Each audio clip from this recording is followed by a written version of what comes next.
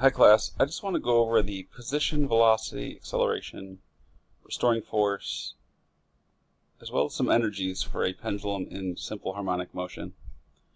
The picture you see on the left is a pendulum going back and forth without any air resistance or friction, and it's cycling back and forth in simple harmonic motion. What I have done is I have defined that going to the right is the positive direction and going to the left is the negative direction. Because of that, I've got a positive amplitude at the right and a negative amplitude on the left. So I'm going to go ahead and fill that in. Positive distance and a negative distance. Dead center, when the pendulum is at rest and there's no force applied to it and it's just sitting still, that's the equilibrium, which means the position at equilibrium is going to be 0 meters. Now, the velocity of the object, well, when it goes and swings to the right and goes to the positive direction, it's going to have a positive velocity, but when it gets to the very top of its flight, at the positive amplitude position, for that instant, it's going to have a velocity of 0. And then it's going to swing back to the left, and it's going to get to the negative amplitude position, which is going to be at its highest point. And for that instant in time, it's also going to have a velocity of 0 meters per second. You know this from conservation of energy, that when the pendulum gets down to its lowest point at equilibrium, when all the gravitational energy has become kinetic energy, the velocity is going to be at its greatest. So I'm going to go ahead and put maximum. Now the acceleration is actually going to be changing, but we can figure out some things here.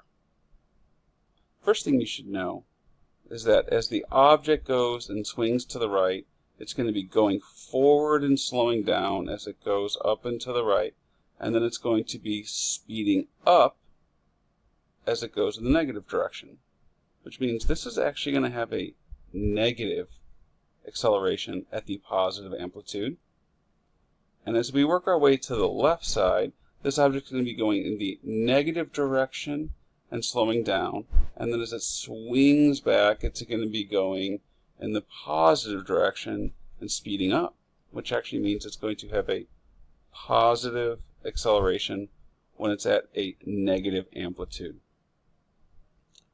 Now, when the object gets down to the equilibrium, for that one instant, you're going to have a force of gravity pulling downwards and a tension force pulling upwards. And I know that's going to create an acceleration inwards because of its circular motion, but for that one instant in time, you're going to have 0 acceleration. Now, obviously, as it swings with its own momentum and moves left and right past the equilibrium, it is going to be gaining or losing speed, which means it will have acceleration. But at that point, there is no acceleration left or right.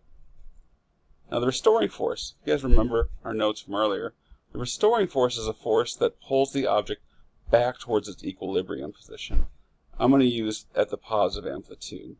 So here, we've got a force of gravity downwards, we've got the tension force pointing inwards, and it's actually a component of gravity. It's actually Fg sine theta if our angle theta is there. Which means that when the object is at a positive amplitude, the restoring force, the force that's pulling it back towards equilibrium, which is Fg sine theta, is actually pointing to the left, which means that is a negative force. And obviously over here, where we have gravity pulling down, tension force pulling inwards, the component of gravity pushing down towards the equilibrium, again, is Fg sine theta, but it's going to be pointing to the right, which is actually going to be positive. Now when you're at the equilibrium, you're literally at that point where the restoring force is normally pointing, which means for that one instant, you actually have 0 restoring force. Now, just like the acceleration, it's only for an instant, and once it goes past the equilibrium, you're then going to have an acceleration, and you're going to have a restoring force.